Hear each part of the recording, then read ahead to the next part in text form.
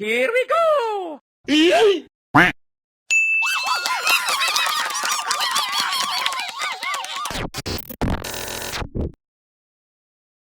हे मेरे सगा सखियों, तो कैसे हो तुम लोग। आज की इस वीडियो का टॉपिक है डिफरेंस बिटवीन मांगा, मानहुआ और मैनहुआ। मानो या ना मानो, मैंने ऐसे बहुत सारे लोग देखे हैं जिनको नहीं पता कि मांगा, मानहुआ और मैनहुआ में डिफरेंस क्या है। चलो एक बार में तो मांगा के बीच में डिफरेंस बता ही देंगे, लेकिन मानहुआ और मैनहुआ के बीच वो कंफ्यूज हो जाते हैं एक तरीके से। तो ये वीडियो मैंने स्पेशली आपको हेल्प करने के लिए बनाई है, हाँ, कंटेंट के लिए भी। तो कहाँ था मैं। हाँ, तो मैंने कुछ पॉइंट बनाए जिससे आपको इजीली समझ में आ सके। और हाँ, वीडियो के आखिर में मैं आपको कुछ मांगास, मैनहुआ, मानहुआस बताऊंगा जिन्हें आपको एक बार ज़रूर पढ़ना चाहिए। तो चलिए शुरू करते हैं। ओरिजिन। मांगा जापान में बनी हुई जापानीज कॉमिक्स को मांगा कहा जाता है। मानहुआ कोरिया में बनी हुई कोरियन कॉमिक्स को मानहुआ बोला जाता है, चाहे वो साउथ कोरिया हो या नॉर्थ। मैनहुआ मैनहुआ चाइना में बनी हुई चाइनीज़ कॉमिक्स को बोला जाता है। ऑथर या आर्टिस्ट। मांगा किसी भी मांगा के ऑथर या आर्टिस्ट को मांगा का बोला जाता है। मानहुआ वैसे ही किसी भी मानवा के ऑथर या आर्टिस्ट को मानवागा बोला जाता है।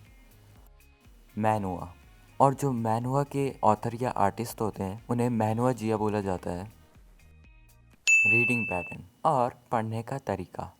मांगा मांगा को आप वेस्टर्न बुक्स के जैसे नहीं पढ़ सकते। मांगा को उल्टा पढ़ा जाता है, मतलब राइट टू लेफ्ट और ऊपर से नीचे। मानहुआ मानहुआ को वेस्टर्न बुक्स के जैसे ही पढ़ा जाता है, लेफ्ट टू राइट और ऊपर से नीचे। मैनहुआ मैनहुआ को मांगा के जैसे ही पढ़ा जाता है, राइट टू लेफ्ट और top to bottom. Art work और टेक्स्ट। इस पॉइंट के अंदर मैंने 3 पॉइंट और बनाए हैं। पहला है कलर, दूसरा है कैरेक्टर डिज़ाइन और तीसरा है Onomatopoeia.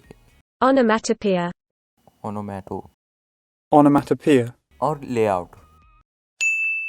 कलर। मांगा मांगा आमतौर पर ब्लैक एंड वाइट पब्लिश होती है जब तक उसका कोई स्पेशल रिलीज़ नहीं आ जाता, जो फुल कलर पेजेस के साथ रिलीज़ होती है। मानहुआ मानहुआ की बात करें तो जो डिजिटल मानहुआ होती है वो पूरे कलरफुल पेजेस के साथ रिलीज़ होती है, लेकिन जो मानहुआ प्रिंट होती है वो traditionally black and white publish होती है।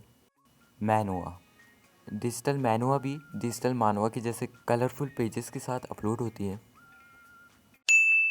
Character design. मांगा वॉल्ट डिज्नी से इंस्पायर होके तेजुका ओसामू ने अपने कैरेक्टर में बड़ी आंखें, छोटा मुंह और कुछ फेशियल एक्सप्रेशन दिए जो कुछ इमोशन को दर्शाते थे, और उनका यही स्टाइल जापान में बहुत सारे मांगा आर्टिस्ट को इंस्पायर किया। अब कैरेक्टर डिज़ाइन के साथ साथ हम बैकग्राउंड की बात कर लेते हैं। मांगा में बैकग्राउंड को बहुत डिटेल से ड्रॉ किया जाता है। आप बहुत सारी मांगा देख सकते हो जहाँ पे जो बैकग्राउंड है वो बहुत डिटेल है और रियलिस्टिक है, और मांगा का हर पेज डिटेल से बनता है क्योंकि उसको बनाने में 6 से 8 घंटे तक का समय लग जाता है। मानहुआ और मैनहुआ ये दोनों एक दूसरे से बहुत ज़्यादा सिमिलर हैं।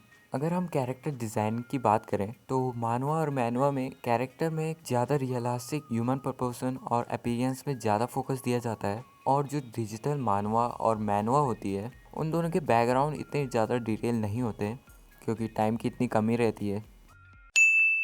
ओनोमैटोपिया और लेआउट।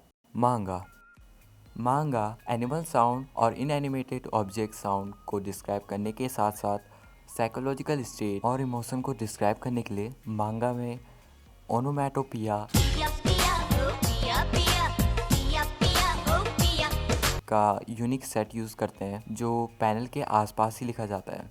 मानहुआ और मैनहुआ के पास भी अपने यूनिक ओनोमैटोपिया हैं जो इमोशन और मूवमेंट के साउंड को डिस्क्राइब करते हैं। लेआउट की बात करें तो मांगा का लेआउट कुछ इस तरीके का होता है जहाँ पे बहुत सारे पैनल्स होते हैं, और इनको पढ़ने का तरीका मैंने पहले वाले पॉइंट में समझा दिया था। और मानहुआ और मैनहुआ के लेआउट मांगा के लेआउट के मुकाबले बहुत सिंपल और पढ़ने में बहुत आसान रहते हैं। और अब बात करते हैं मेरे फेवरेट मांगा, मानहुआ और मैनहुआ की जो मैंने अभी तक पढ़े हैं, और मैं आपको भी रिकमेंड करूंगा कि आप उन मांगा, मैनहुआ और मानहुआ को एक बार ज़रूर पढ़ें। सबसे पहले बात करते हैं मांगा की। One piece, JoJo, one punch man, Berserk, dungeon seeker और record of Ragnarok, if you not get offended too easily, और भी बहुत सारी मांगा है जो आप पढ़ सकते हो। अब बात करते हैं मानुआ की। Solo leveling, the legendary moonlight sculptor, kill the hero, Tess of the count family, और भी बहुत सारे हैं मेरे पास, लेकिन आप पहले इनको देख लो। और अब बात करते हैं मैन हुआ के बारे में। Hero, I quit a long time ago, tales of demon and god, my wife is a demon queen, magic emperor, reborn after 80,000 year जैसी मानवा आप पढ़ सकते हो। और आज की वीडियो के लिए इतना ही guys. Subscribe, bye bye weeboos, subscribe कर दो ना।